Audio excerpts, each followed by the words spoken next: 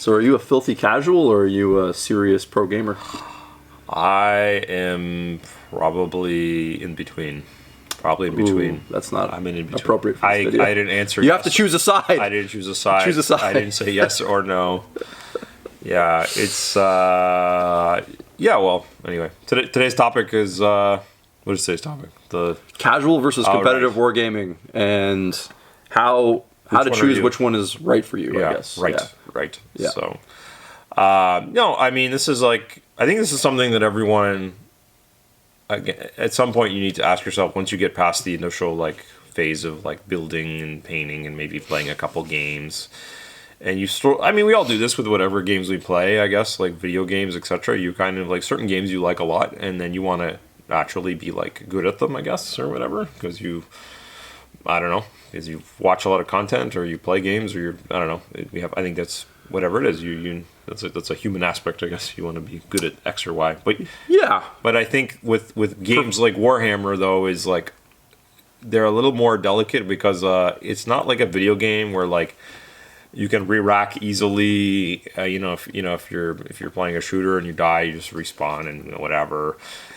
Get new teammates, or the people you're playing with are usually like either they're like anonymous people you'll never meet again, and it's easy to be like, oh, that guy sucked or whatever, and move on with your life and to the next one. You have this like 3-hour invested social experience Yes. that you're signing up for. So there's more on the line. There's a lot, right? There is, and then also it's oddly it's a pretty small world. So like there are people that. You might play a game with someone today, and you might play another game with them. Like, let's say they're not a friend, you played them at a tournament or a pickup game. Like, they'll probably still be playing these games in 20 years, and you might see them again. So there's like, this is not uncommon.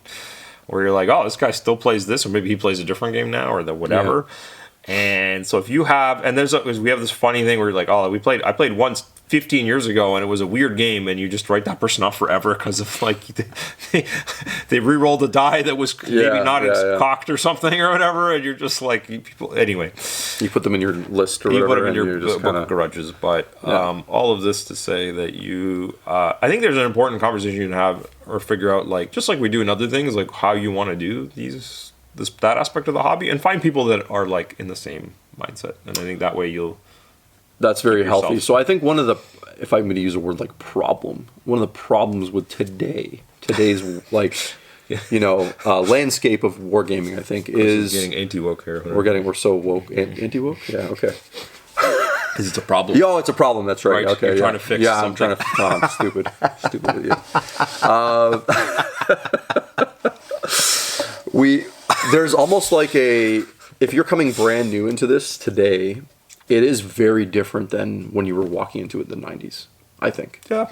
And I think you have things like today where you have like, let's use Age of Sigmar for an example, because that's the game we play the most probably here. Mm-hmm. You have things like the General's Handbook.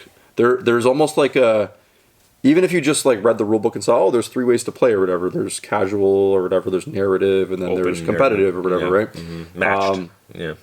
There's because you have things like the General's Handbook, and generally the most sort of like visual or visible people in the hobby stores playing are usually people that play a lot, are usually tournament players because they like the game. They want to get lots of games in. Yeah. So you're seeing the match play or like the competitive play.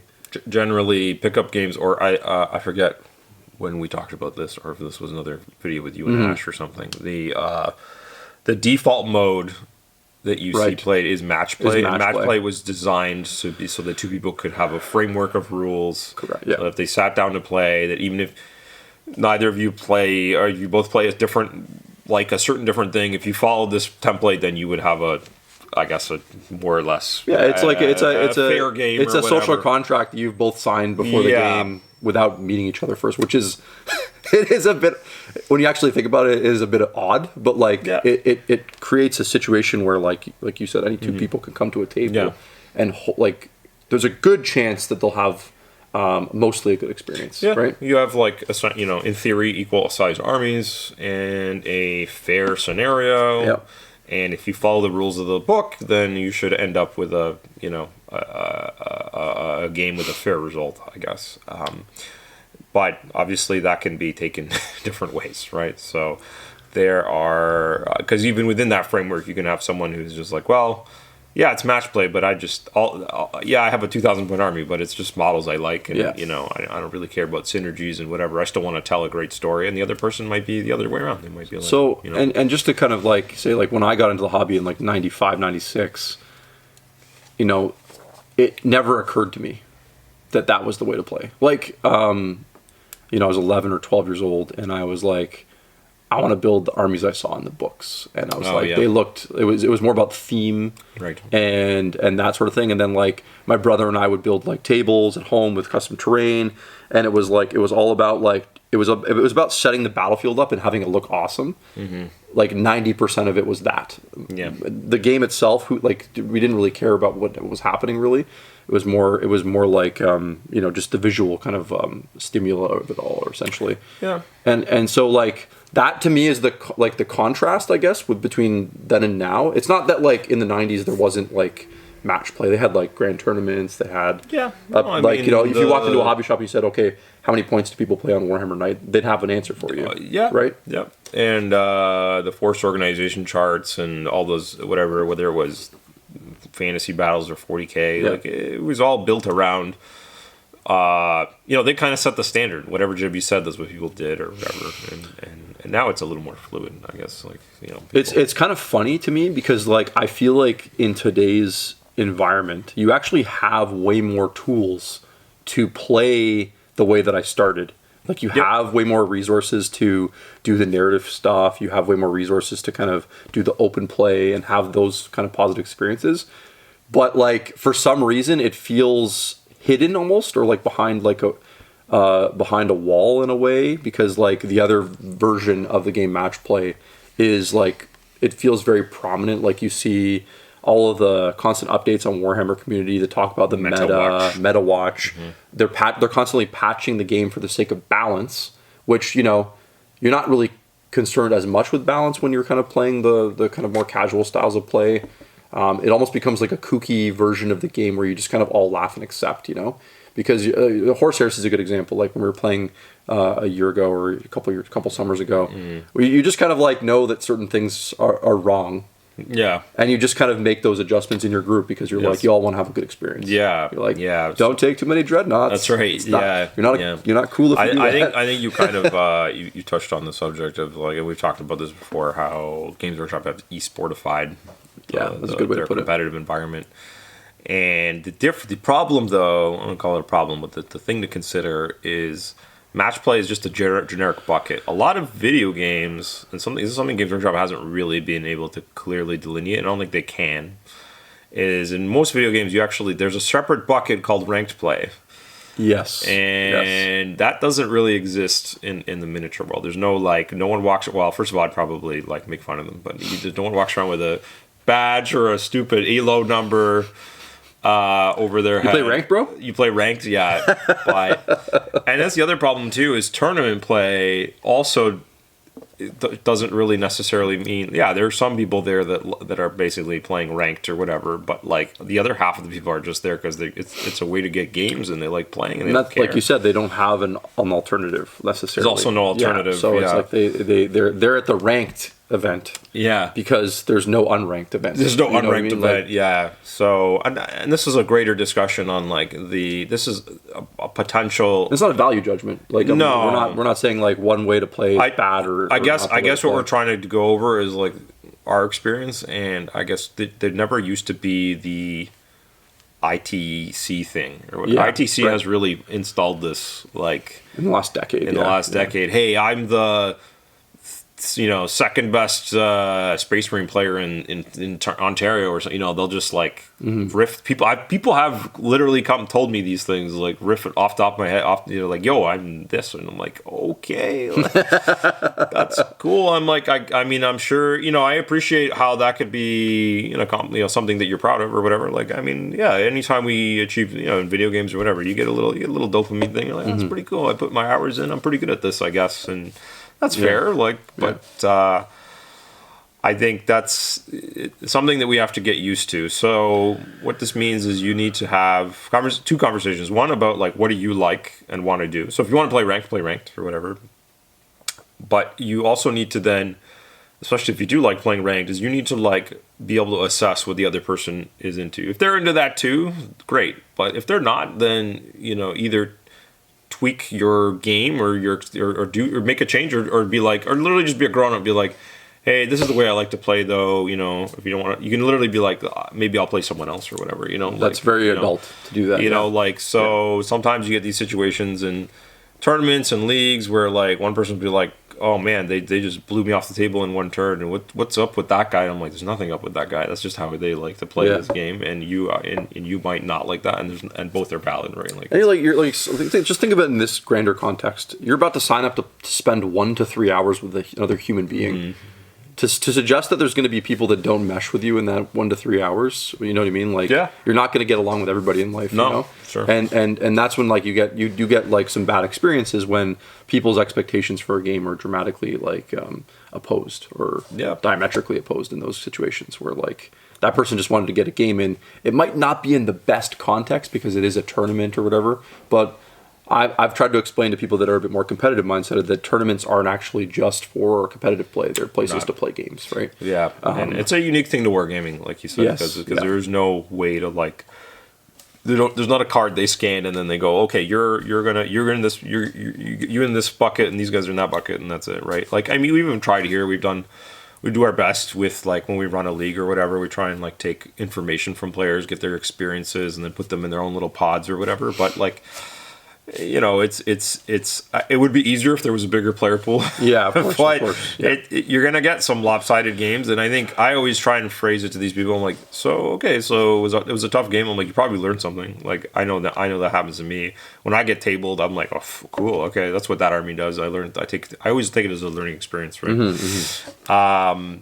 And so what this really also means is like you should endeavor really to just find other people that play like you play, and then form some loose relationships with them. You don't have to be the best of buds, but you could be regular. It's like you might play squash or tennis with someone regularly. Or golf or something. They don't have to be this like.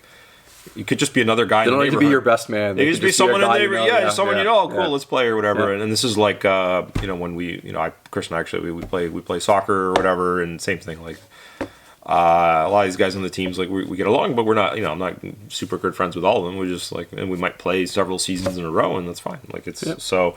We have a store Discord for that reason. If you play people, I've seen this actually work really well in the D&D community here. Is like.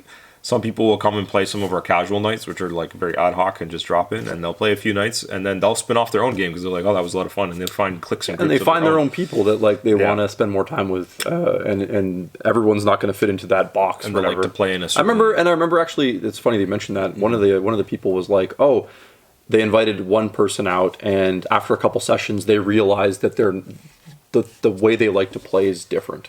Right. And so they stopped playing together. Yeah. I was like, that's really healthy, actually. A very, mature way of looking at it. And you can approach your Warhammer the same way. It's just, find other people that play on the same... Now, I know, I appreciate that it's difficult sometimes. There's situations where you're like, well, I only know one other person or whatever. So yeah, you get these situations where, like, there's 2 or 3 friends in a group, and one guy's, like, a Smash friend. Yeah. And then one friend's, like, just clearly in it because he loves models or whatever. Right. And like, there's this weird sort of, like, dynamic of, like, they're both unhappy all the time, kind of, right?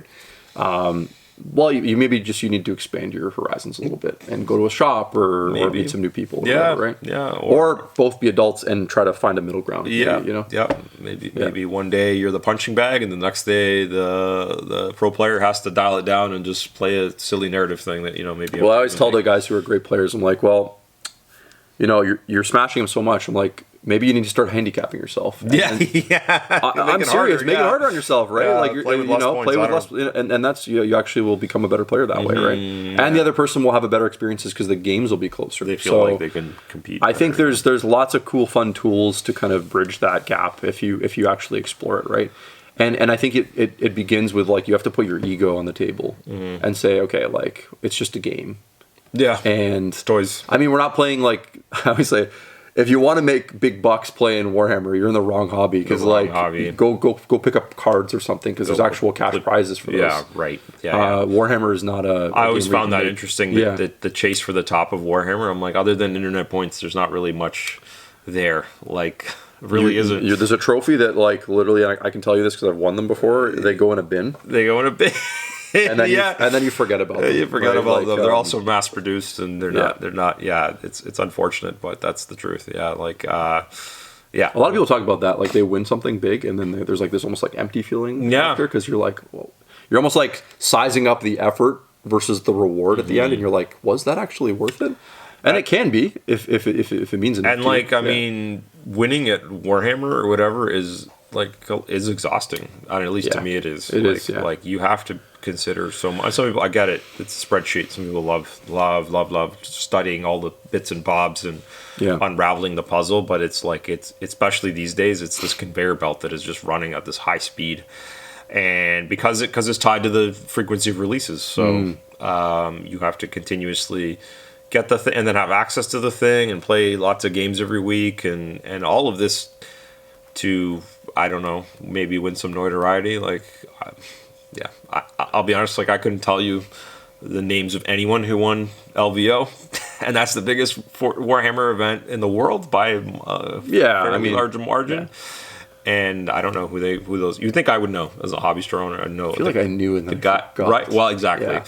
Because it doesn't matter. It's like so and I think like it's funny, like being good at Warhammer isn't even like a weirdly it's like anyone could, if you could I feel like you could Rocky train up almost anyone to like that level if you just like, you know, create you know, it's just remembering details. It's not even like, it's not a physical thing, you know. You don't have to like be an athlete that has got, you know, physical gifts. You could just like probably teach, like, you know, some people are more talented than others, but it's not this. It's not. I don't think it's that because of the dice. It's kind of like I think it definitely, especially the modern game. Like if you are the closer you have to like a perfect memory, the more like the better you're going to be at the game. Memorizing, because it is a lot of just memory retention and that sort of thing. But like I said, this video is not a value judgment. I think really at the end of the day, it's about having that, and actually the pandemic for me was really healthy for that. It was like just kind of like taking it with no tournaments, with no like anything to do or anything, like you're just kind of like, whoa, why do I actually like this hobby again? That's right. You really have to step back and think about that, right? So I think it's healthy once in a while, maybe once a year. Like I always do like the January goal setting thing. It's like, think about like what you actually want to get out of your hobby and why you're doing it, and if you're actually having fun doing the things that you're doing. And hopefully that informs your decision about like who you play against, what kind of events you sign up for, and that sort of thing. So I think that's it. Well, thanks for watching. I hope you liked it. If you have any comments about any of our hot takes, please share them in the comments below. At some point, we're going to throw an FAQ together with all our sort of like top comments, the spiciest. Maybe we'll do a spicy comment reader. Just read all the insults about Jay. That's going to be, just in one video. It'll be so long. 10 minutes of that. Why does this guy talk like this? And if you haven't already, give us a subscribe. It helps us out a lot. It helps us grow the channel. And we also have a Patreon you can check out if you want to give us a tip or something like that. We appreciate it. Take care. Thanks.